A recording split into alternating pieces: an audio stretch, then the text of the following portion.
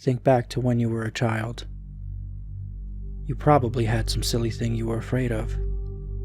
Some ridiculous, imaginary boogeyman that haunted your nightmares. But you grew out of it, and soon enough you didn't need a nightlight to chase away the monster anymore. Except, sometimes, that boogeyman isn't imaginary. I know mine wasn't.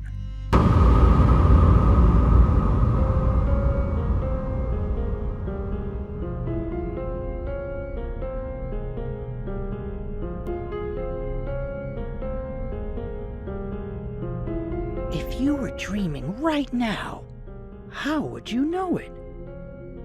Would things look different? Feel different? Smell different? I mean, if it was my dream, there'd be way more horror babes around! But even if I was dreaming, and there were horror babes around, would it really matter? After all, dreams are fake. Right?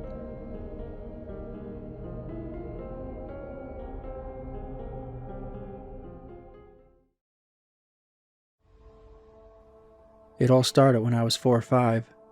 My parents and I lived in this old house in a small town. I didn't really have many friends in the area, so naturally, I spent most of my free time exploring the house and playing little make-believe games by myself. There was one part of the house I refused to go in though. The basement. For whatever reason, I was convinced that there was something living down there. And it would get me if I ventured down there. I wasn't as wrong as you'd think. Now, before I go any further, I will admit that I was a bit of a coward as a kid, so nightmares were a fairly regular occurrence. But most of the time, I could tell that I was dreaming, so I didn't make too much of them. These dreams that I'm going to tell you about were different. They felt absolutely real. And given what happened, they very well might have been. Like I said, I was just a little tyke when I started dreaming about the old man. I still remember every little detail, even today. Especially today, in fact. I remember, in the first dream, it was a beautiful summer day, and I was out and about, riding my bike in the driveway, and generally not having a care in the world. My parents were outside, watching me, and as far as I cared, everything was perfect as it could be. Suddenly, I felt an icy wind blow over me, and my bike just sort of locked up. I began rolling, slowly, backwards along the driveway. I was unable to slow the bike down, or even get off it. I began looking around in a panic, trying to see what was going on. That's when I saw him for the first time. The old man. He was dressed sharply, like an old-fashioned nobleman. He was tall and odd.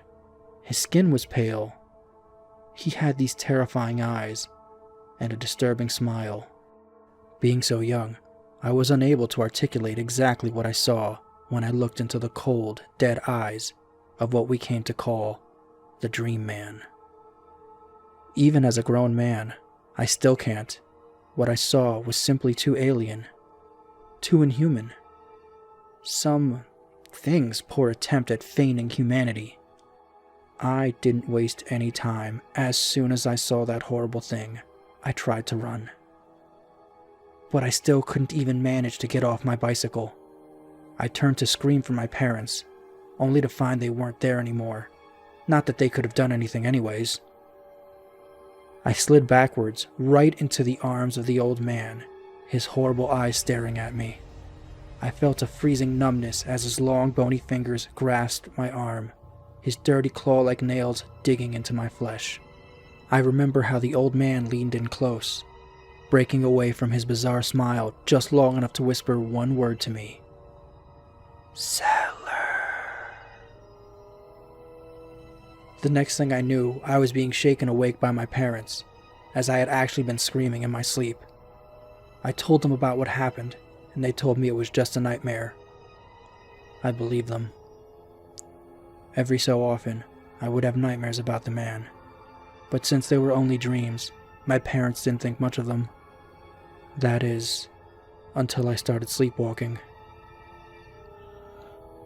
As bad as my first encounter with the Dream Man was, the worst had yet to come. The Dream Man was always the same.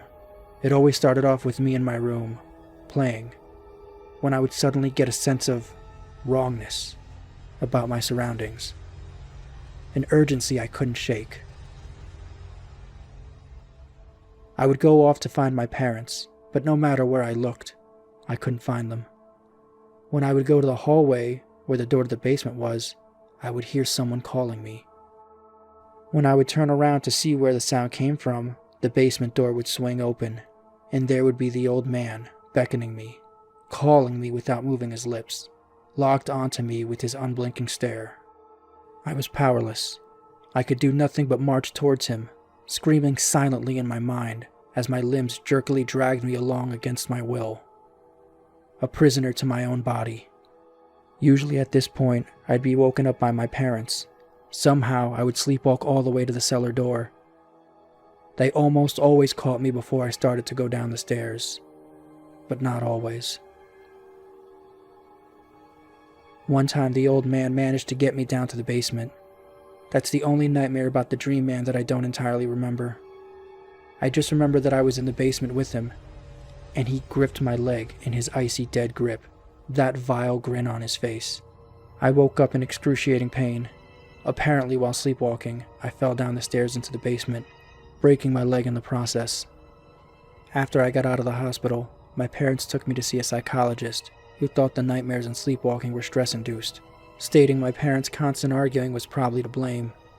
But, just in case, I was prescribed a medication to help me sleep. Naturally, after what happened, sleep was the last thing I wanted to do, and being a little kid, I tried to stay awake forever. Obviously, this didn't work, but strangely enough, the nightmares sort of subsided.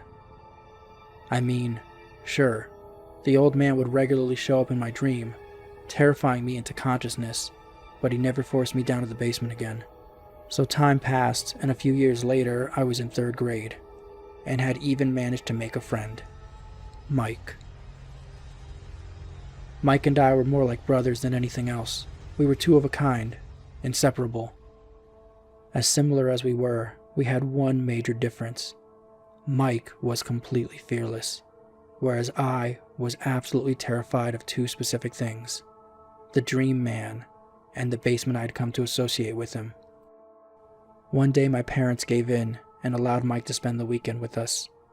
We had a great time, playing video games, telling spooky stories. We even snuck into my dad's secret horror movie stash. But eventually, after all the spooky stuff we had seen and done, Mike suggested that we up the ante. We were going to go down to the basement to confront my fears. I begged Mike. I pleaded with him not to make me go down there. But he saw it as his duty as my best friend to break me free of this fear. And when Mike got an idea in his head, there was no dissuading him of it. I wish I could say what happened next was only a nightmare. It was just after midnight. We crept down the stairs into the basement, armed with flashlights and, in my case, a wiffle ball bat. We spent about half an hour down there, looking in every corner for the aged ghoul who had haunted my dreams for so long. With no success, Mike smiled at me and told me I didn't have to be afraid anymore, and we decided to go back upstairs.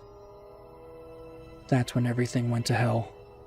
Standing there, in the doorway, was the Dream Man, every bit as horrifying as he had been in my dreams. In one swift motion, he clamped his gnarled hands around my shoulder, and with one determined motion lifted me off the ground so we were eye to eye. Those nightmarish eyes of his filled my vision. I heard screaming, but I couldn't tell if it was coming from me or from Mike. I don't remember what happened after that. The next thing I knew, I was waking up on the cold, hard floor, and Mike was huddled in the corner shuddering, wide-eyed and pale, clutching the bat to his chest.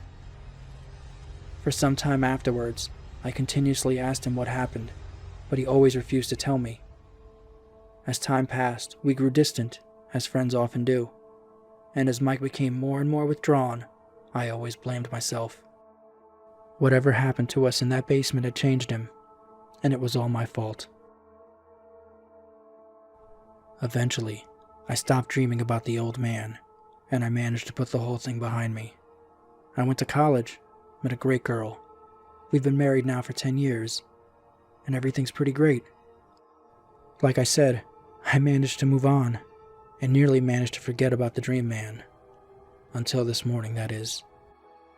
At breakfast, my son told my wife and I about a dream he had last night. A dream about an old man in the basement. An old man with cold hands and terrifying eyes.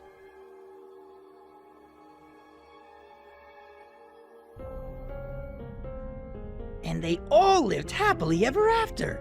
The end. What a great story. Hey, do you guys know what else is great? Reading this week's top comment. Please remember to like and comment, even just to say hi. I read every comment and it really helps the channel. Okay. Ooh. This week's top commenter is Frontal Lobe. Frontal Lobe wrote, I had an encounter with a UFO, but mine was a big black rectangle. Cool story if you're interested in hearing it. It was a great story, and there's a pretty good chance it'll be animated one day, so make sure you guys are telling me all of your strange, creepy, and paranormal stories. Until next week, sweet dreams!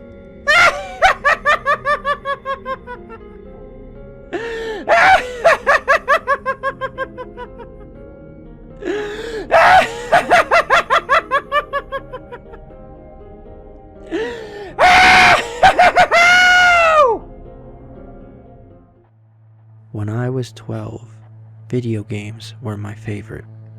I couldn't get enough. I was at the arcade every chance I got.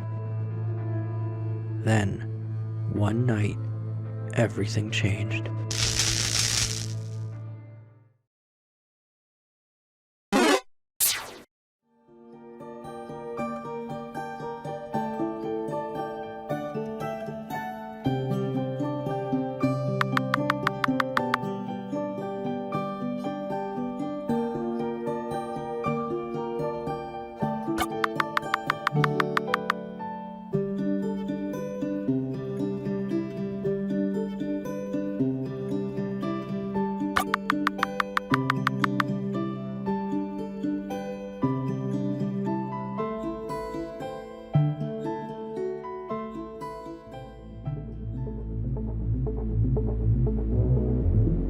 I lived in Portland, Oregon with my mom and older brother.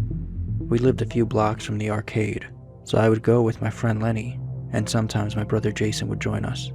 It was a Tuesday night. Me and Lenny headed down to the arcade. It was pretty empty. Lenny went over to one of his favorites and started playing. I headed towards Pac-Man. That's when I noticed a new game was added. It was called Polybius. I thought I'd give it a try. It was sort of a shooter puzzle game. Pretty fun. I played for maybe 15 minutes and started to get a little bit of a headache. I quit and went over to another game. But while playing, I kept thinking about that new game and felt I had to beat the score. As I was thinking this, Lenny called me over. "Hey, I beat your old score, loser," he gloated. I ran over to win back the top score. While playing, out of the corner of my eye, I saw another kid go over to Polybius. I tried a few times but couldn't beat Lenny's new score. Lenny wanted to try the new game, so he went and stood behind the kid at Polybius. He was taking forever. Like he didn't see there were other kids wanting a turn. "Hey, we're next, man." He ignored me, just kept playing. Lenny decided it wasn't worth waiting for anymore. "Let's just play something else. I'll try another time." Lenny was easygoing like that. We went off and played some other games that I don't even remember right now. All I kept thinking about was how I really wanted to play Polybius again. I was drawn to it, but that damn kid wouldn't get off. It got late, and we went home. That night, I had very strange dreams. I could see the shapes from the game around me, and a strange man wearing a suit walking towards me.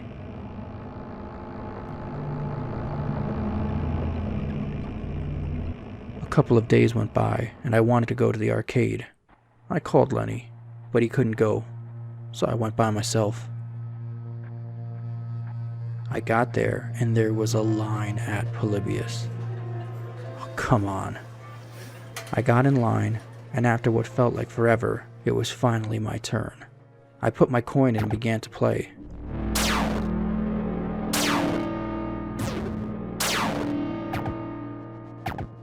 The next thing I knew, the guy who worked there was pulling me away from the game.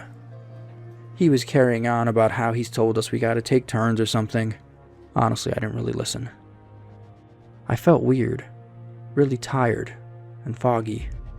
I looked around the arcade. There were so many games without a line. Games that would normally have lines. I could have gone to any of them, but something made me go back in line for Polybius. It took so long. By the time I was next in line, it was already past my curfew. I didn't care. I started to play again.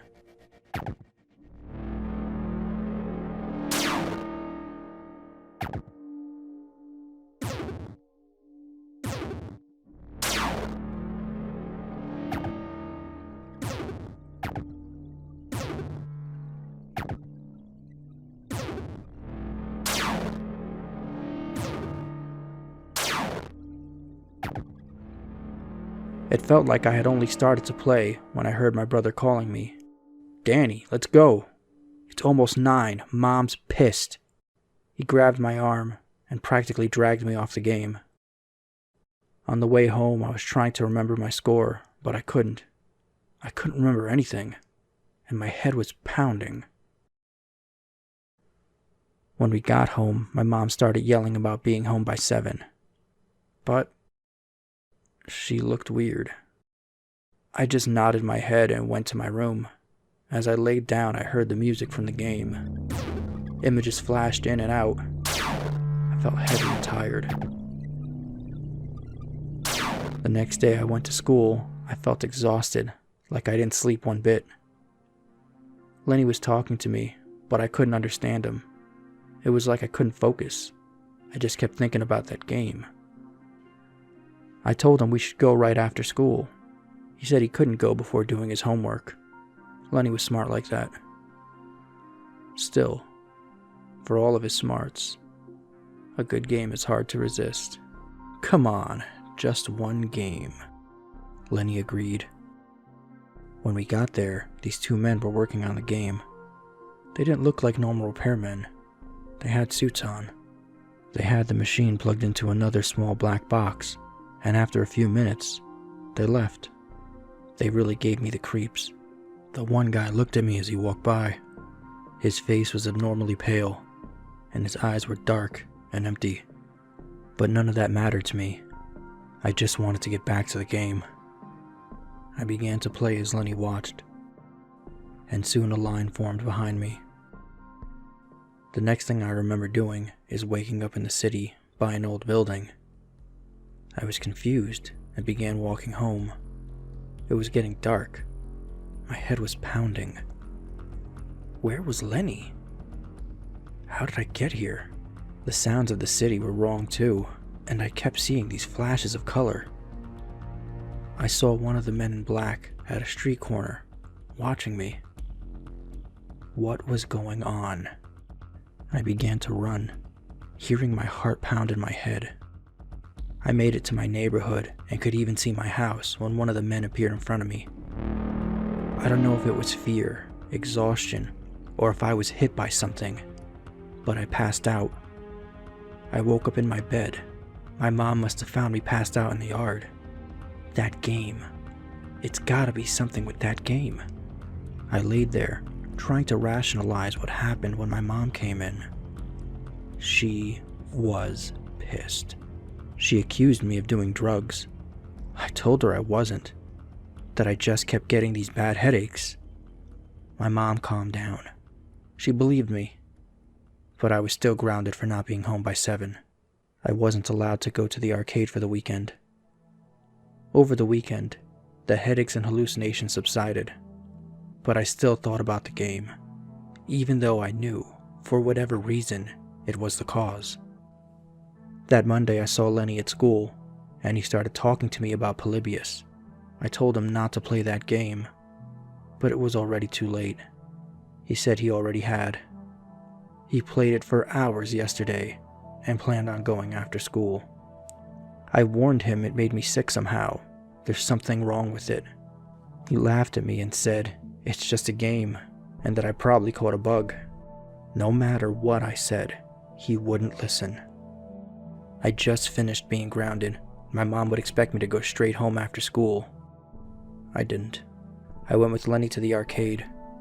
When we got there, the place was almost empty, and the game Polybius was gone. Lenny ran over to the empty spot where Polybius used to stand. What the hell? Maybe it's getting repaired. He was desperate. I was glad it was gone, but part of me was hoping it was getting repaired. When we left and started walking home, on the way, I thought I saw one of those men sitting on a bench by the park. I quickly looked away. I still don't know if he was really there or not. After a few weeks, I felt normal. No more nightmares, no more headaches. The game never came back. I didn't go back to the arcade for months. Lenny eventually convinced me to go back. Lenny was good at talking like that. Decades later, I still think about that game. And sometimes, I still get nightmares.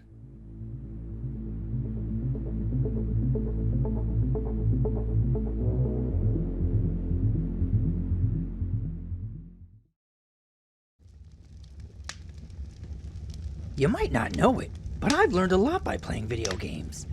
One of the first lessons I've learned came from Tetris. If you fit in, you're gonna disappear. So make sure you stay unique. And that brings me to this week's top comment. This week's top comment comes from Reddit. Dr. Cuts wrote, "What the f*** is wrong with that skeleton dude?" Good question. So I told him, I'm not sure. I think I didn't get enough love as a child. He stood quiet after that. So I guess that means this week's top commenter is me. Oh, nice. Hey guys, if you enjoyed the video, please like and leave a comment below. Otherwise it'll be game over for me.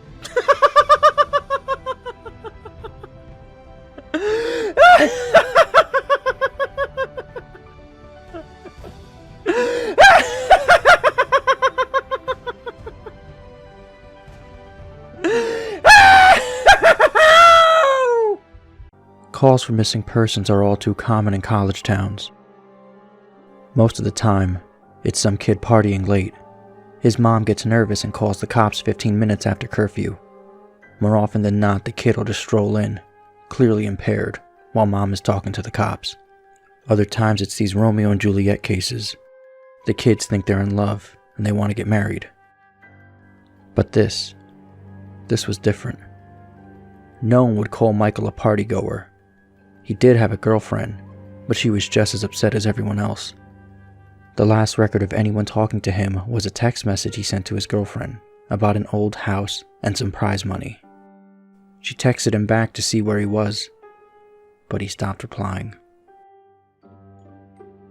Good evening, children.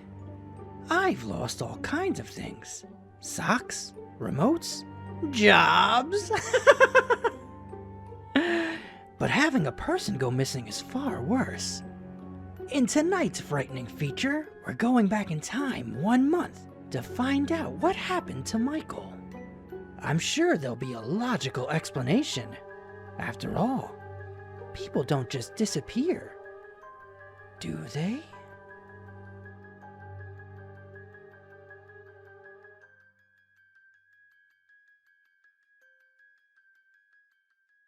Before I start, it's important for you to know that Peter was a burnout. He and I were friends during our freshman year of college, and continued to talk even after he dropped out. I moved out of the dorms and into a small apartment my junior year. I didn't see Peter as much. We would talk online every now and then, and text here and there. But that was it. There was a period where we didn't talk at all, for about a month. I wasn't worried. He was a pretty notorious flake, and a drug addict, so I assumed he just stopped caring. Then one night I saw he was on Facebook. Before I could initiate a conversation, he sent me a message. "Michael, man, we need to talk." That was when he told me about the No End House. It allegedly got that name because no one has ever reached the final exit. It was pretty much the same as any of those silly internet challenges, but this one gave you money. The rules were pretty simple and cliche. Reach the final room of the building and you win $500. There were 9 rooms in all. The house was located outside of the city, roughly 4 miles from where I lived. Apparently, Peter had tried and failed. He was an addict. If he mixed narcotics and the scary challenge together, he'd be so easy to scare. A paper ghost would get the best of him. He told me it would be too much for anyone. That it was unnatural. I didn't believe him. I told him I would check it out the next night, and no matter how hard he tried to convince me otherwise, $500 sounded too good to be true. I had to go. I set out the following night. When I arrived, I immediately noticed something strange about the building. Have you ever seen or read something that shouldn't be scary, but for some reason, a chill crawls up your spine? I brushed off the chill and walked towards the building. The feeling of uneasiness only intensified as I opened the front door. My heart slowed, and I let a relieved sigh leave me as I entered. The room looked like a normal hotel lobby, decorated for Halloween. A sign was posted in place of a worker. It read, "Room 1, this way. 8 more to follow. Reach the end and you win." I chuckled and made my way to the first door. The first area was almost laughable. The decor resembled the Halloween aisle of a Kmart, complete with chic ghosts and animatronic zombies that gave out a static growl when you passed by. At the far end was an exit. It was the only door besides the one I entered through. I brushed through the kiddie Halloween decorations and headed for the second room. I was greeted by fog as I opened the door to room 2. It definitely upped the ante in terms of technology. Not only was there a fog machine, but a bat hung from the ceiling and flew in a circle. I could hear a Halloween soundtrack playing, the kind that you'd find at a 99-cent store. I didn't see a stereo, but I guess they must have used a PA system. I stepped over a few toy rats that wheeled around and walked with a puffed chest across to the next area. I reached the doorknob and my heart sank to my knees. I didn't want to open that door. A feeling of dread hit me so hard I could barely even think.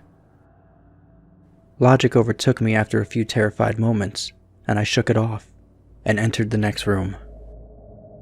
Room 3 is when things began to change. On the surface, it looked like a normal room. There was a chair in the middle of a wood-paneled floor. A single lamp in the corner did a poor job of lighting the area, casting a few shadows across the floor and walls. That was the problem. Shadows. Plural. In addition to the chair's shadow, there were others, but there was nothing else in the room. I had barely walked in the door and was already terrified. I knew something wasn't right. I didn't even think as I automatically tried to open the door I came through. It was locked from the other side. This set me off. Was someone locking the doors as I progressed? There was no way I would have heard them. Was it a mechanical lock that said automatically? Maybe. But I was too scared to really think. I turned back to the room and the shadows were gone. The chair's shadow remained, but the others were gone. I slowly began to walk. I used to hallucinate when I was a kid. so I wrote off the shadows as a figment of my imagination and began to feel better as I made it to the halfway point of the room. I looked down as I took my steps. That's when I saw it. Or didn't see it. My shadow wasn't there. I didn't have time to scream. I ran as fast as I could to the other door and dove into room 4 without thinking. The fourth room was possibly the most disturbing. As I closed the door, all the light seemed to be sucked out of the room. I stood there, surrounded by darkness, not able to move. I'm not afraid of the dark, never have been, but I was absolutely terrified. All sight had left me. I reached out with my hand to see if I could get any information. All it did was confirm how dark it was. I couldn't even see my hand. But it wasn't just dark. I couldn't hear anything either. It was dead quiet. Even in the quietest of rooms, you can still hear yourself breathing. You can hear yourself being alive. I could not. I began to stumble forward after a few moments, my rapidly beating heart being the only thing I could feel. There was no door in sight. I wasn't even sure there was one this time.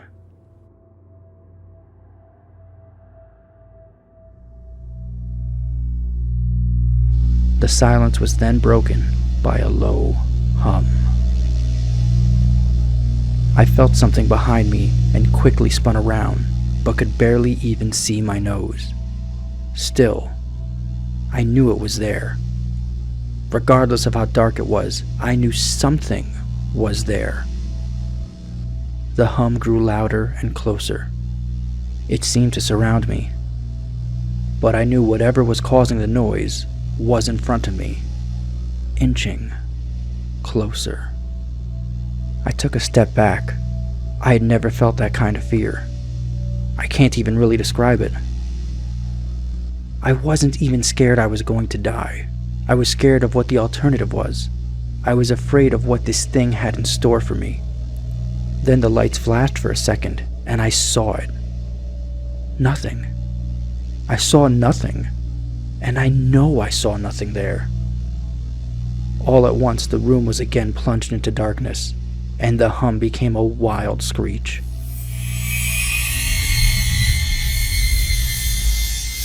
I screamed in protest. I couldn't handle hearing this goddamn sound for another minute. I ran backwards away from the noise and fumbled for the door handle. I turned it and fell into room 5. Now, before I describe room 5, you have to understand something. I am not a drug user. I have had no history of drug abuse or any sort of psychosis, short of the childhood hallucinations I mentioned earlier, and those were limited to when I was really tired or just waking up. I entered with a clear head. After falling in from the previous room, my view of room 5 was from my back, looking up at the ceiling. What I saw didn't scare me. It simply surprised me. Trees had grown into the room and towered above my head. The ceiling in this room was taller than the others, which made me think I was in the center of the house. I got up off the floor, dusted myself off, and took a look around. This was definitely the biggest room of them all. I couldn't even see the door from where I was. Various brush and trees must have blocked my line of sight with the exit. Up to this point, I figured the rooms were going to get scarier, but this was paradise compared to the last room. I also assumed whatever was in room 4 stayed back there. I was incredibly wrong. As I made my way deeper into the room, I began to hear what one would hear if they were in a forest. Chirping bugs, the occasional flap of birds. These sounds appeared to be my only company in the room. That was the thing that bothered me, though. I could hear the bugs and other animals, but I didn't see any of them. I began to wonder how big this house was. From the outside, when I first walked up to it, it looked like a regular house. It was definitely on the bigger side, but this was almost a full forest in here. I could only assume the ceiling existed somewhere above the treetops. I couldn't see any walls either. The only way I knew I was still inside was that the floor matched the other rooms. It had the same standard dark wood paneling. I kept walking, hoping that the next tree I passed would reveal the door. After a few moments of walking, I felt a bug fly onto my arm. I shook it off and kept going. A second later, I felt about 10 more land on my skin at different places. I felt them crawl up and down on my arms and legs. A few made their way across my face. I flailed wildly to get them all off, but they just kept crawling. I looked down and let out a muffled scream, maybe more of a whimper to be honest. I didn't see a single bug. Not one bug was on me, but I could feel them crawl. I heard them fly by my face. I could feel them sting my skin, but I couldn't see a single one. I dropped to the ground and began to roll wildly. I was desperate. I hated bugs, especially ones I couldn't see or touch. But these bugs could touch me, and they were everywhere. I began to crawl. I had no idea where I was going. The entrance was nowhere in sight, and I still hadn't even seen the exit. So I just crawled, my skin wriggling with the presence of those phantom bugs. After what seemed like hours, I found the door. I grabbed the nearest tree and propped myself up, mindlessly slapping my arms and legs to no avail. I tried to run, but I couldn't. My body was exhausted from crawling and dealing with whatever was on me. I took a few shaky steps to the door, grabbing each tree on the way for support. It was only a few feet away when I heard it, the low hum from before. It was coming from the next room, and it was deeper. I could almost feel it inside my body, like when you stand next to an amp at a concert. The feeling of the bugs on me lessened as the hum grew louder. As I placed my hand on the doorknob, the bugs were completely gone. But I couldn't bring myself to turn the knob. I knew that if I let it go, the bugs would return, and there was no way I would make it back to room 4. I just stood there, my head pressed against the door marked 6, and my hand shakily grasping the knob. The hum was so loud, I couldn't even hear myself think. There was nothing I could do but move on. Room 6 was next, and room 6 was hell. I closed the door behind me, my eyes held shut, and my ears ringing. As the door clicked into place, the hum was gone. I opened my eyes in surprise. The door I had just shut was gone. It was just a wall now. I looked around in shock. The room was identical to room 3, the same chair and lamp, but with the correct amount of shadows this time. The only real difference was that there was no exit door, and the one I came in through was gone. As I said before, I had no previous issues in terms of mental instability, but at that moment, I fell into insanity. I didn't scream. I didn't make a sound. At first, I scratched softly. The wall was tough, but I knew the door was there somewhere. I just knew it was. I scratched at where the doorknob was. I clawed at the wall frantically with both hands, my nails being filed down to the skin against the wood. I fell silently to my knees. The only sound in the room was me scratching against the wall. I knew it was just there. I knew if I could just get past this wall. Are you alright? I jumped off the ground and spun in one motion.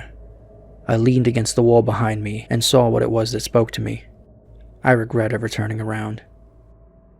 There was a little girl, wearing a soft white dress. She had blonde hair, white skin, and blue eyes. She was the most frightening thing I had ever seen, and I know that nothing in my life will ever be as unnerving as what I saw in her. Where she stood, I saw what looked like a man's body, only larger than normal. It wasn't the devil, but at that moment it might as well have been. It was horrifying, and it was synonymous with the little girl. They were the same creature. I can't really describe it, but I saw them at the same time. They shared the same spot. But it was like looking at two separate dimensions. When the girl would come in clearer, the form would vanish, and when the form came in clearer, the girl would vanish. I couldn't speak. My mind was revolting against what it was attempting to process. I had been scared before in my life, and had never been more scared than when I was trapped in that fourth room. But that was before room 6. I just stood there, staring at whatever it was that spoke to me. There was no exit. I was trapped here with it. And then it spoke again. Michael, you should have listened. Michael, you should have listened. Michael, you should have listened. Michael, you should have listened. Michael, you should have listened. Michael, you should have listened. When it spoke, I heard the words of the little girl. But the other form spoke through my mind, in a voice I won't attempt to describe. There was no other sound. The voice just kept repeating that sentence over and over and over in my mind. And I agreed. I didn't know what to do. I was slipping into madness. Yet I couldn't take my eyes off of what was in front of me. I dropped to the floor. I thought I passed out. But the room wouldn't let me. I just wanted it to end. I was on my side, my eyes wide open, and the form staring down at me. Scurrying across the floor in front of me was one of those battery-powered rats from the second room. The house was toying with me. But for some reason, seeing that rat pulled my mind back from whatever depths it was headed, and I looked around the room. I was getting out of there. I was determined to get out of that house and live and never think about this place again. At first, it was just my eyes that moved. I searched the walls for any opening. The room wasn't very big, so it didn't take long to soak up the entire layout. The demon still taunted me, the voice growing louder as the form stayed rooted where it stood. I placed my hand on the floor, lifted myself up on all fours, and turned to scan the wall behind me. The form, that monster, was now right at my back, whispering into my mind how I shouldn't have come. I felt its breath on the back of my neck, but I refused to turn around. When inspecting the wall, I noticed a large rectangle was scratched into the wood, with the large 7 etched right in the center of it. Somehow in my earlier panic, I must have scratched the 7th door into the wall.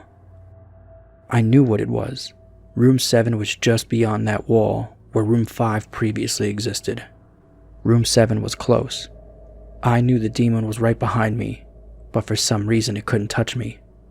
I closed my eyes, placed both hands on the large 7, and started pushing. You shouldn't have come here. You shouldn't have come here. You shouldn't have come here. I pushed as hard as I could. The demon was now screaming in my ear. It told me I was never leaving. It told me that this was the end. But I wasn't going to die. I was going to live there in room 6 with it.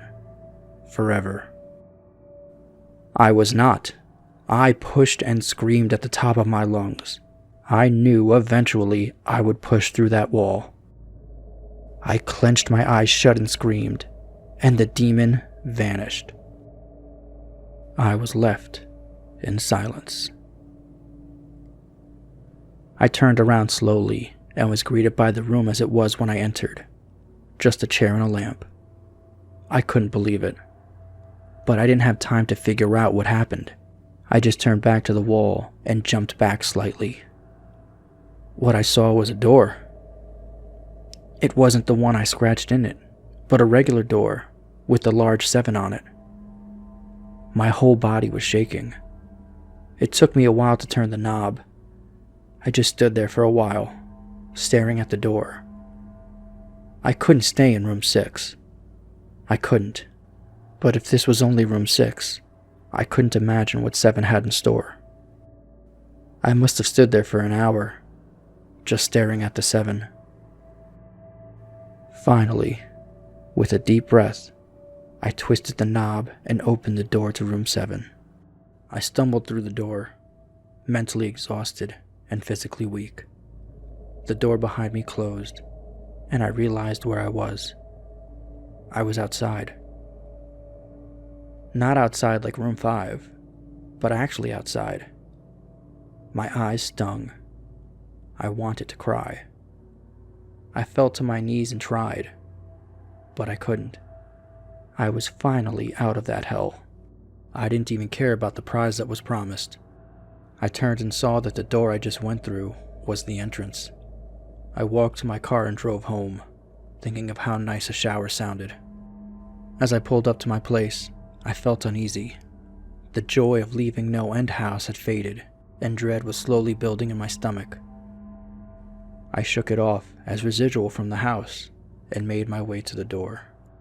I entered and immediately went to my room. There on my bed was my cat, Baskerville. He was the first living thing I had seen all night, and I reached to pet him. He hissed and swiped at my hand. I recoiled in shock. He'd never acted like that. But he was an old cat, so I guess it was whatever. I jumped in the shower and got ready for what I was expecting to be a sleepless night. After my shower, I went to the kitchen to make something to eat. I walked down the hall and turned into the living room. What I saw there would be forever burned into my mind. My parents were lying on the ground, covered in blood.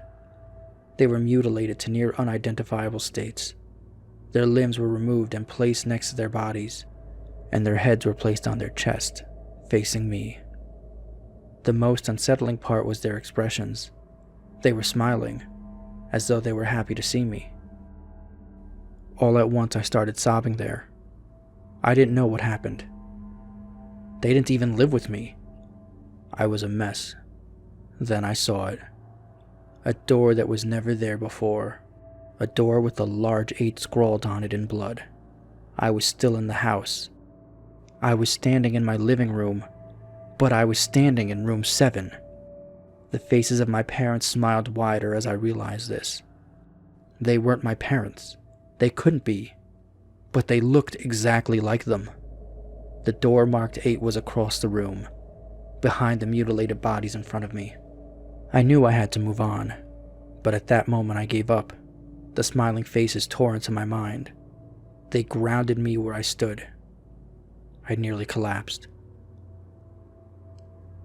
Then, the hum returned. It was louder than ever, and it filled the house and shook the walls. The hum compelled me to walk. I began to walk, slowly, making my way closer to the door and the bodies. I could barely stand, let alone walk, and the closer I got to my parents, the more intense the humming became. The walls were now shaking so hard it seemed as if they were going to crumble, but still, their faces smiled at me. As I inched closer, their eyes followed me. I was now between the 2 bodies, a few feet away from the door. The dismembered hands crawled their way across the carpet towards me, all while the faces continued to stare. New terror washed over me, and I walked faster. I didn't want to hear them speak. I didn't want to hear their voices match the voices of my parents. They began to open their mouths, and their hands were inches from my feet. In a dash of desperation, I lunged towards the door, threw it open, and slammed it behind me. Room 8. I was done. After what I just experienced, I knew there wasn't anything else this house could throw at me. There was nothing short of the fires of hell that I wasn't ready for. Unfortunately, things got more disturbing, more terrifying, and more unspeakable in room 8. I still have trouble believing what I saw in room 8. Again, the room was a carbon copy of rooms 3 and 6, but sitting in the usually empty chair was a man. After a few seconds of disbelief, my mind finally accepted the fact that the man sitting in the chair was me. Not someone that looked like me. It was me. It was Michael. I walked closer. I had to get a better look, even though I was sure of it. He looked up at me, and I noticed tears in his eyes. Please, please, please don't do it. Please don't hurt me. What? I asked. Who are you? I'm not going to hurt you. Yes, you are, yes, you are, yes, you are. He was sobbing now. You're gonna hurt me. I know you're gonna hurt me, and I don't want you to hurt me. Don't hurt me, don't hurt me, don't hurt me, don't hurt me, don't hurt me, don't hurt me, don't hurt me. He sat in the chair, panicking. It was actually pretty pathetic looking, especially since he was me, identical in every way. Listen, who are you? I was now only a few feet from my doppelganger. It was the weirdest experience yet. Standing there talking to myself, I wasn't scared. But I would be soon. Why are you... You're gonna hurt me, you're gonna hurt me, you're gonna hurt me. If you want to leave, you're going to hurt me. Don't hurt me. Why are you saying this? Just calm down, alright? Let's try to figure this... And then I saw it. The Michael sitting down was wearing the same clothes as me, except for a small red patch on his shirt, embroidered with the number 9. You're gonna hurt me, you're gonna hurt me, you're gonna hurt me. Please don't, you're gonna hurt me. My eyes didn't leave that small number on his chest. I knew exactly what it was. The first few doors were plain and simple, but after a while they got a little more ambiguous. 7 was scratched into the wall, but by my own hands. 8 was marked in blood above the bodies of my parents. But 9, this number was a person, a living person. Worse still, it was on a person that looked exactly like me. Michael? I had to ask. Yes, you're gonna hurt me, you're gonna hurt me, you're gonna hurt me. He continued to sob. He answered to Michael. He was me. But that 9... I paced around for a few minutes while he sobbed in his chair. The room had no door, and similar to room 6, the door I came through was gone. For some reason, I knew that scratching would get me nowhere this time. I studied the walls and the floor around the chair, sticking my head underneath and seeing if anything was below. Unfortunately, there was. Below the chair was a knife. Attached was a tag that read, "To Michael, from management." The feeling in my stomach as I read that tag was something sinister. I felt sick. The last thing I wanted to do was remove that knife from under the chair. The other Michael was still sobbing uncontrollably. My mind was spinning. I had so many unanswered questions. Who put this here? And how did they get my name? Not to mention the fact that as I knelt on the cold wood floor, I also sat in that chair, sobbing in protest of being hurt by myself. It was all too much to process. The house and the management had been playing with me this whole time. My thoughts for some reason turned to Peter, and whether or not he got this far. And if he did he meet a Peter sobbing in this very chair? I shook these thoughts out of my head. They didn't matter. I took the knife from under the chair, and immediately the other Michael went quiet. Michael, He said in a sinister voice. what do you think you're going to do? I lifted myself from the ground and clenched the knife in my hand. I'm going to get out of here. Michael was still sitting in the chair, though he was very calm now. He looked up at me with a slight grin. I couldn't tell if he was going to laugh or strangle me. Slowly he got up from the chair and stood facing me. It was uncanny.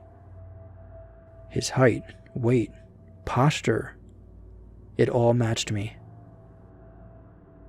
I felt the rubber hilt of the knife in my hand and gripped it tighter.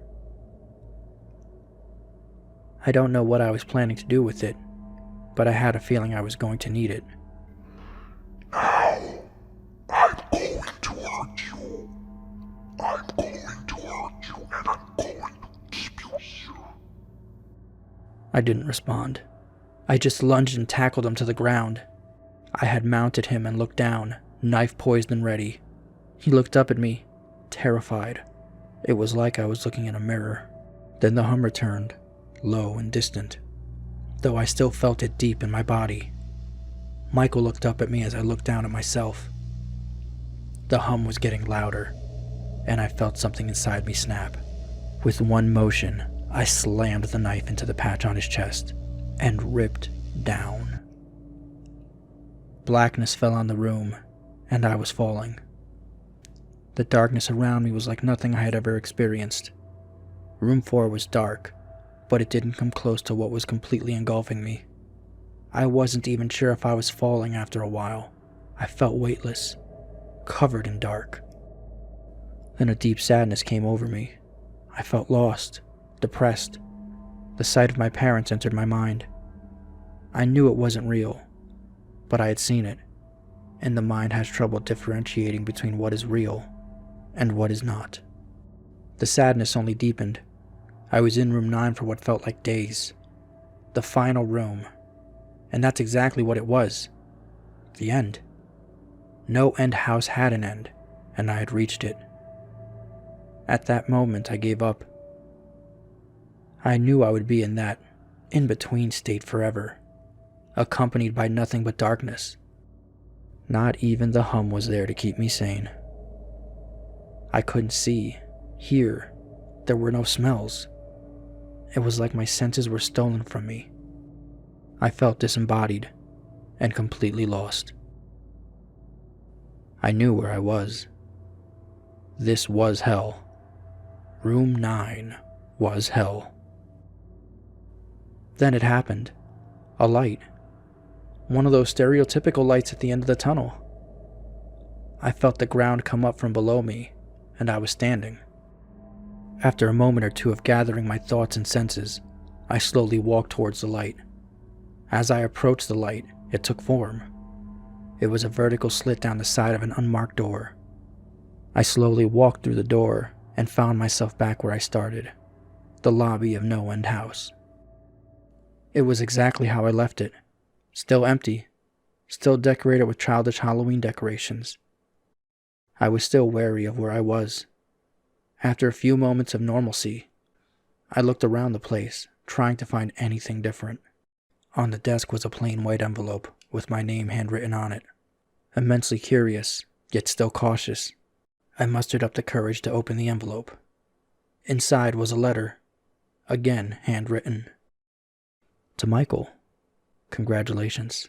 You have made it to the end of No End House. Please accept this prize as a token of this great achievement. Yours forever, Management.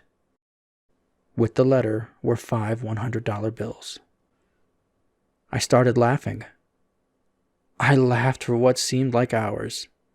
I laughed as I walked out to my car, and I laughed as I drove home. I laughed as I parked my car. I laughed as I approached my door, and I laughed as I looked up and saw the number 10.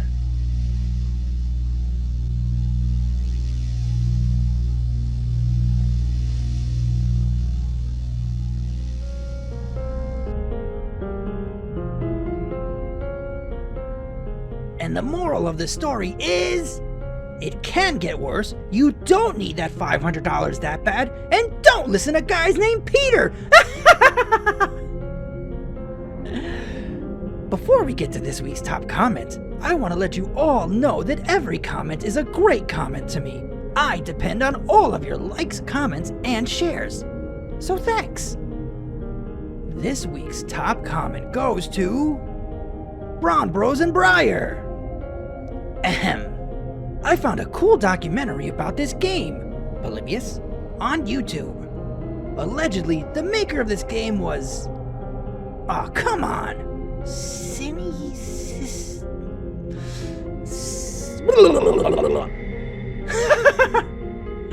Which is a German word that means to erase the senses. Seems like it probably did exist. There are a lot of people who remember playing it when they were just little boils and ghouls. Braun Bros and Briar, thank you for that extra information about the Polybius game urban legend. You are this week's top commenter. Oh, and for those of you that are worried about Michael, don't be. He beat the system. When Michael went into his apartment, he was in fact still in No End House. Miserable and exhausted, he began to think. Was there a place he could go that was terrible, but he would also be able to sleep? After thinking about this for a few minutes, he excitedly ran out of his building to his car and took off for the most painful place he knew. When he arrived, No End House was powerless. It couldn't think of anything more painful than math class.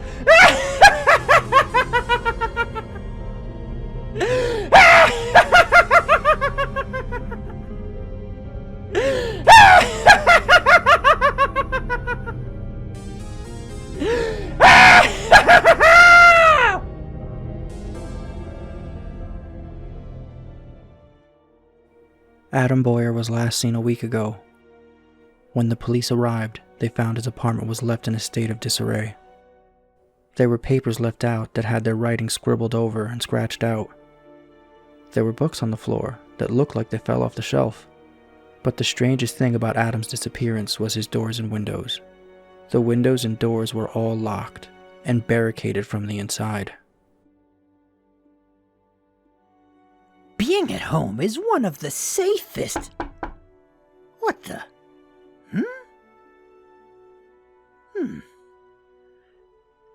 Being at home is one of the safest... Oh, seriously. Don't come in! I'm naked!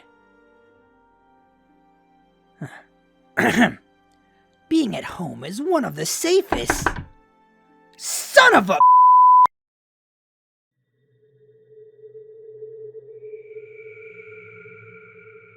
It started when I was 6 years old. I was in school. It was the middle of a reading lesson, and I needed to pee. Badly. At that age, a few classmates still wet themselves, and I always got paranoid about embarrassing myself in public like that. I stuck my hand up and told Miss Zebby that I needed to use the bathroom. She gave me the key to the handicapped access bathroom. It was the closest to my classroom. It was the middle of 5th period, and the corridors were empty. I was short, scrawny back then. I sometimes had trouble with doors, especially unlocking them. I fumbled for a good minute or two trying to open the blasted thing. Anyway, as I sat on my porcelain throne, there came a knocking at the door. "Someone's in here," I called, disgruntled at this disturbance. There came a pause. Then the knocking resumed. It was faster now, more determined. "Wait a minute!" The knocking slowed, and a voice replied, "Let me in! I need to come inside!" The speaker's tone was thin and reedy. An adult I didn't recognize. I may have been 6, but I also had a fairly good understanding of bathroom etiquette. Mainly that you didn't let more than one person into an area only slightly larger than a cupboard. "Go away!"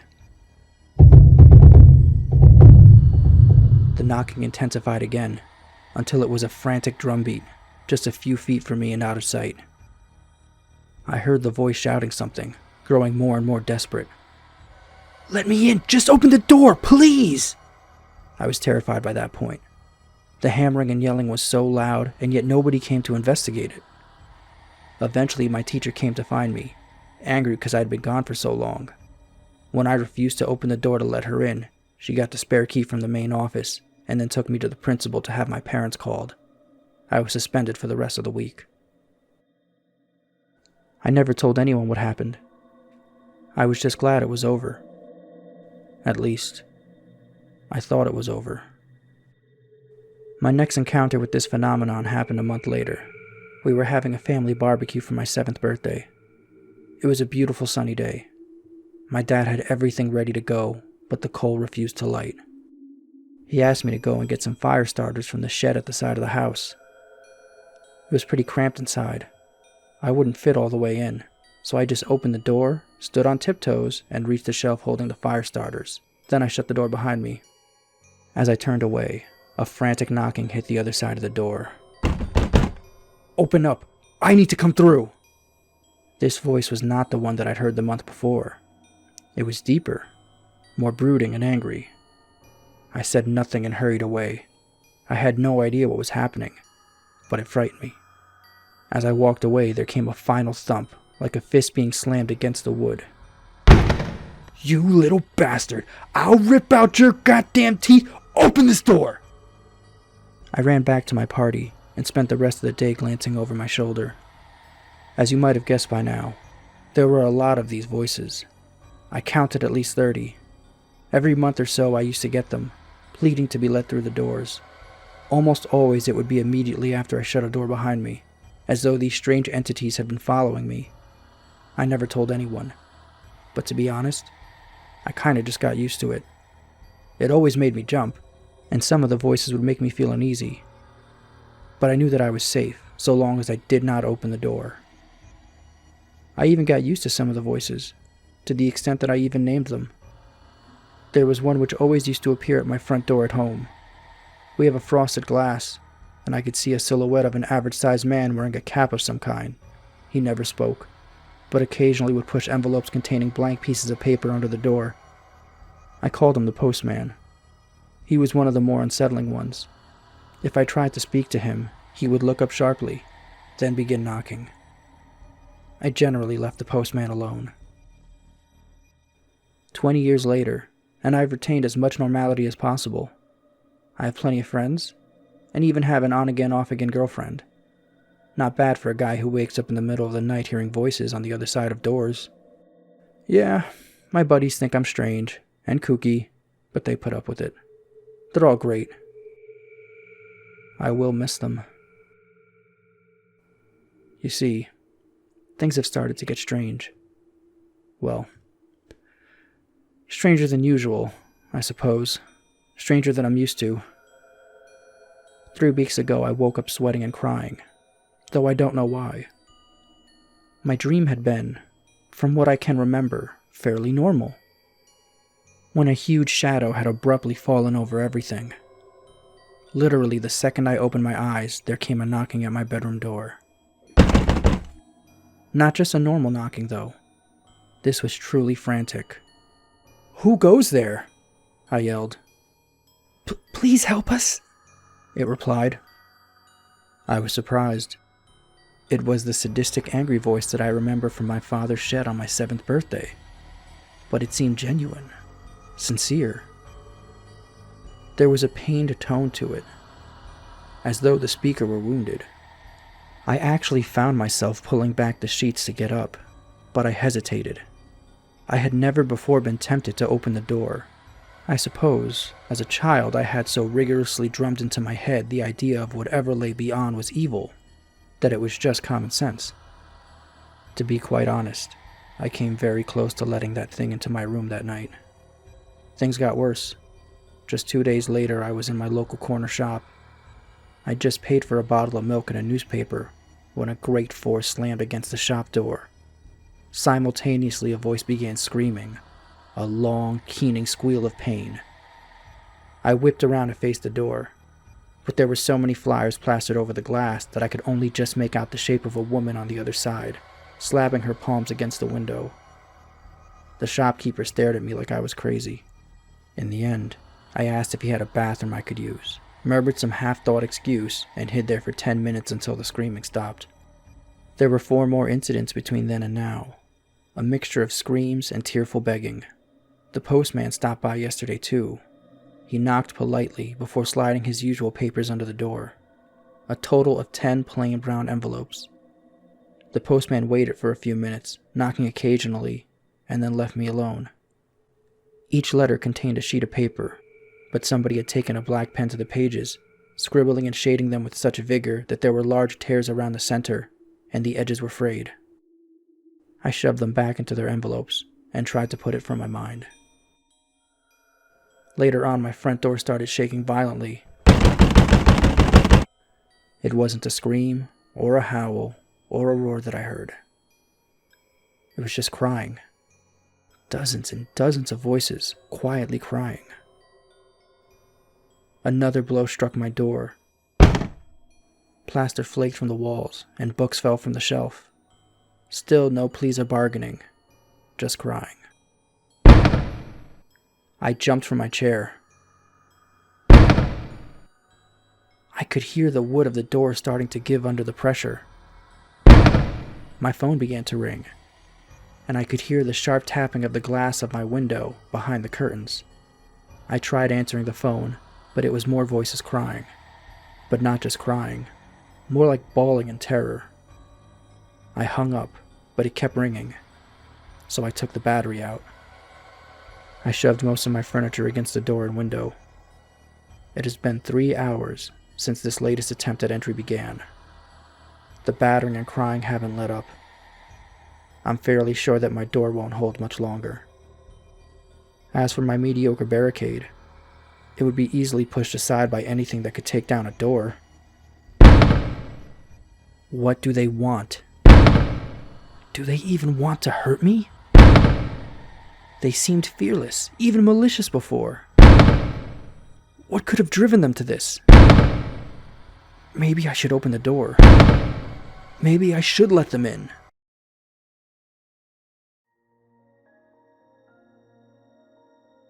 Silence fell.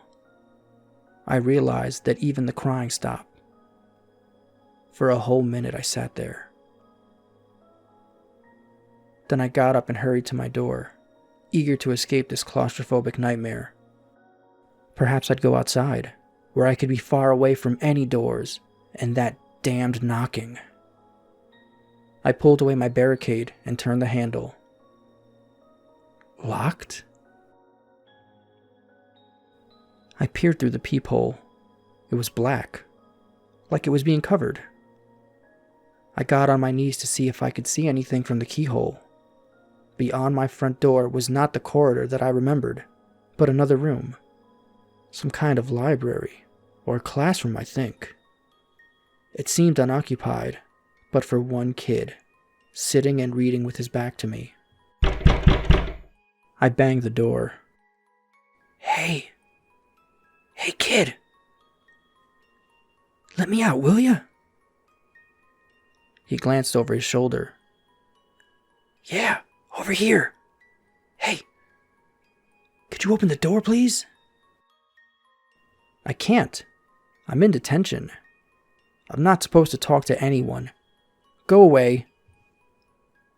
He turned from me. Confused and exasperated, I began to stand up. A loud bang shattered the silence once more. I realized it sounded like a fist being pounded against glass. My window. I heard it again, but this was not the frantic knocking of somebody wanting to get inside. This wasn't even an attempt to break in. Whatever was beyond that curtain and glass knew I was inside. It knew I was frightened. In the most predatory and sadistic way possible, it wanted me to be afraid. I turned back to the door and began hammering on it frantically. Hey, let me in, okay? I really need you to open this door. Hey, kid. Psst, come on, kid.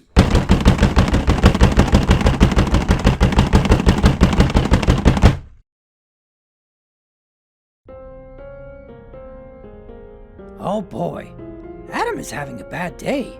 He ended up running to the kitchen drawer to grab a knife, and the knob just came right off. He then went to change his shirt, and a button came off. After that, he pulled on the door so hard that the handle just came off. Now he's really scared, because he has to urinate. Thanks to YouTube, that joke was brought to you in 1080p. If you never want to hear another pee joke again, make sure to tell me in the comments below. And if you do want to hear another pee joke, well, I guess you're in luck!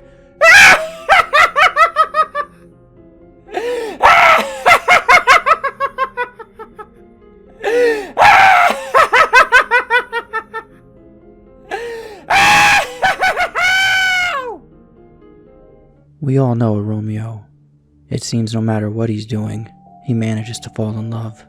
Goes to the grocery store, falls in love. Walks through the park, falls in love. Uses the elevator. Well, you guys get the idea. Normally, this puppy love is harmless.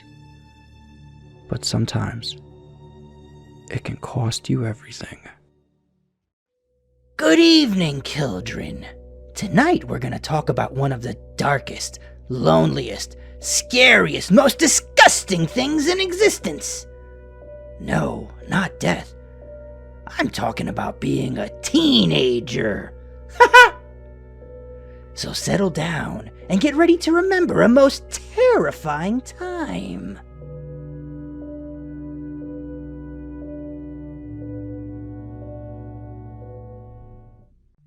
It was an average Friday afternoon. Tom was sitting in math class. School would be over in 6 minutes. He sat there, bored out of his skull, waiting for the week to end. when something caught his eye. It looked like a picture. When school was over, he ran to the spot where he saw it and quickly grabbed it so no one else could. He picked it up and smiled. It wasn't just a picture. It was a picture of the most beautiful girl he'd ever seen. Her eyes sparkled, her hair was elegant, and her hand made the peace sign, so you know she was a fun, down-to-earth kind of girl. She was beautiful. He decided he needed to meet her. Since the picture was near the school, he figured she was a student. He asked every one of his friends, every classmate. He even ran back into the school and asked his teachers if they recognized her. But everyone he asked said no. He was devastated. When he got home, he asked his older sister if she knew the girl. Maybe the picture was taken a year or two ago, and they had class together. But unfortunately, she also didn't know the girl. Tom spent the rest of the afternoon and evening staring at that picture until he eventually fell asleep. In the middle of the night, Tom was awakened by a tap on his window. It sounded like nails tapping. He was scared at first, but soon after he heard someone giggle. He saw a girl's shadow near his window, so he got out of his bed to investigate. By the time he reached his window, the shadow was gone, but he could still hear the giggling coming from across the street. He climbed out of the window and ran across the street, but by the time he got there, the giggling stopped. He looked around, seeing if he could spot the shadow again, but it was no use. He turned around and went back to bed. The next day, he ran over to his neighbors and asked if they heard or saw anything the night before. They had not. He then showed them the picture and asked if they recognized the girl, but they didn't know her either. Tom tried to put the girl out of his mind, but couldn't. It seemed like the harder he tried to forget her, the more she stuck. Tom again spent the day staring at the girl in the picture until he eventually fell asleep. That night, Tom was awakened by a tapping again. He wasted no time this time. He immediately grabbed the picture and followed the giggling. It moved faster this time, but appeared to be moving the same way it did the night before. He could hear it coming from his neighbor's property across the... He was dead, with the picture in his hand. The driver got out of the car and tried to help him, but it was too late. Suddenly he saw the picture and picked it up. It was a picture of a beautiful woman, holding up 3 fingers.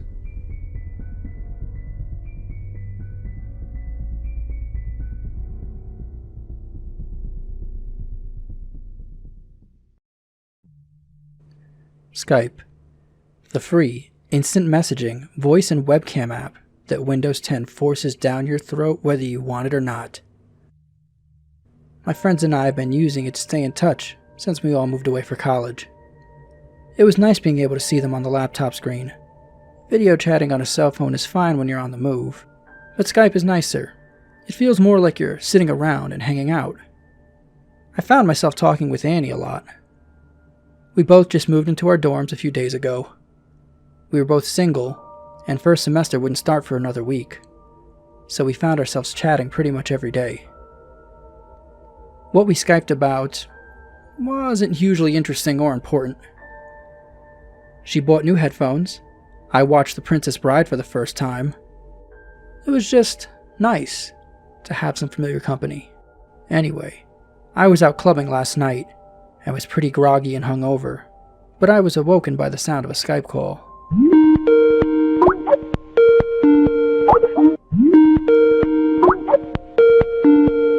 Cursing the fact that I left my laptop on and massaging my temples, I stumbled out of bed.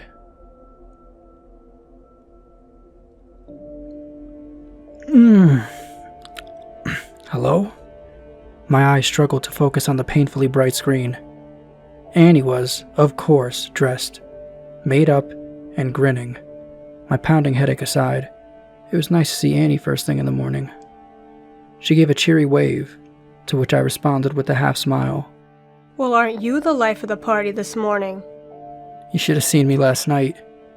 My dance move put the whole club to shame. Oh yeah? Is Baby Shark really popular over there? Hey, don't you have that getting to know you event with your RA today? I glanced at my calendar, but the ink refused to stop squirming on the page. I assumed she was right, but even the small amount of sunlight that seeped into my gloomy domain was eye-watering. Yeah, screw that. What about you? What are you doing today? Hoping to get a call from Erin. She just took off yesterday during a fire drill. She left a letter on her desk saying that she was going home. Which one's Erin again? I asked half serious. You know how it is. Your friends talk about so many people that they just kind of blur together after a while. Annie made an unimpressed face. My neighbor, she lives across the hall from me. She just vanished. I mean, it's only been a day, but we were thinking about calling her parents just to check up on her. I shrugged. Do it. Better safe than sorry, right? Before she could reply, there came a sudden shrieking of an alarm. Annie said something which was drowned out by the noise, and I covered my ears, wincing. What did you say? She had to shout directly into the microphone. I said that's the fire alarm. I'd better go outside or the warden will have a fit and make us do the whole thing again. What time should I call you back? I asked, raising my voice as much as my pounding headache would allow. Don't worry. I'll only be gone for like 5 minutes. I'll just leave Skype on. With that, she was gone, pulling the headphones off and placing them on the keyboard. After a few minutes, the alarm cut out. Then I heard the door open. I perked up a little, ready to get back to talking. But it wasn't Annie. Whoever it was, they were wearing all black. My eyes were drawn to their hands. They had a black bag in one hand and a knife in the other. For a few seconds I just sat there, numbly wondering if Annie was playing a creepy joke on me. But it couldn't have been Annie. I snapped into action. What the hell do you think you're doing? Who are you? There was no response from the figure. It couldn't hear me. The headphones were still plugged into Annie's laptop. Instead, it just stood there. For a moment, it was taking in the room. Then it started looking for something in its bag.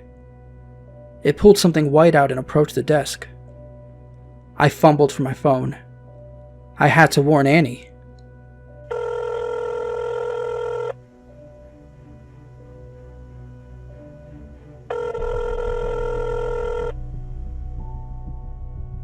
The masked figure froze. Then, slowly and deliberately, it reached its free hand off camera. I squinted against the pixelated image. And then my heart sank. It was holding Annie's cell phone. She'd left it on her desk. The figure stared at the laptop, like they were inspecting it. Then it turned off Annie's cell phone and placed it beside her laptop. Before moving away, it put the white thing on her keyboard. I only saw it for a second, but it looked like an envelope. It wandered across her room to her closet, opened the door, and hid inside. I glanced down at my phone. I had to call the police. There was no question of that. But even as I dialed the first 9, I realized the mess this would cause. They would need to contact the police in Annie City, hundreds of miles away. I called anyway. I didn't know what else to do. 911, where's your emergency? Yes, I don't know how to do this, but my friend... I paused mid-sentence. I could hear the door open to Annie's room again, and watched Annie casually walk inside. She smiled as she approached the webcam. I yelled as loud as I could for her to run, and I could feel the tears pinching from the corners of my eyes. Annie didn't hear me. She sat down, picked up the headphones, and began to adjust the strap length. Just beyond her, I could see her closet door opening. Hello, sir. Sir, where is your emergency, sir?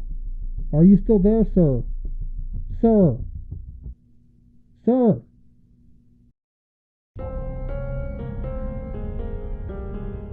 Too bad about Annie. Too bad about Christine. Too bad about Sarah and Jenny. It took the school 2 weeks of female students leaving during fire alarms for them to think, we need to stop doing fire drills. This makes me especially worried. I mean, aren't these people supposed to be smart?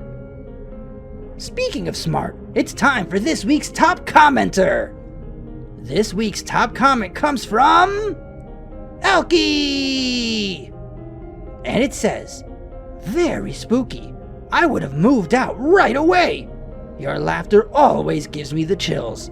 I loved it. Thank you. Thank you! When I'm working on making videos, I'm thinking of all of you, my super horror fam. So make sure you all take good care of yourselves, and I'll see you next week.